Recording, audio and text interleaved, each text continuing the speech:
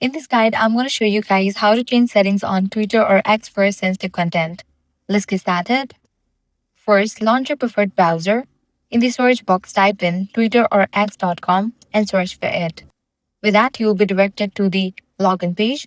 Provide your credentials and log into your X account. As these options are only available in the web version, you will need to log into your X account in the website. Once you are logged in, click on the profile icon given at the top left. Head over to the option Settings and Privacy. Now navigate to the option Privacy and Safety. Click on the option Content You See. Now from here, you are able to enable or disable sensitive content. If you want to enable it, check in for this option. If you want to disable it, uncheck for that option. Then click on the option Search Settings. From here as well, you can easily enable or disable sensitive content. If you want to disable it, check in for the option Hide Sensitive Content. If you want to enable it, uncheck for that option. And that's it. This way you can easily change settings on Twitter or X for sensitive content. If this guide helped you out, do not forget to like, share, and subscribe to our channel. Thanks for watching.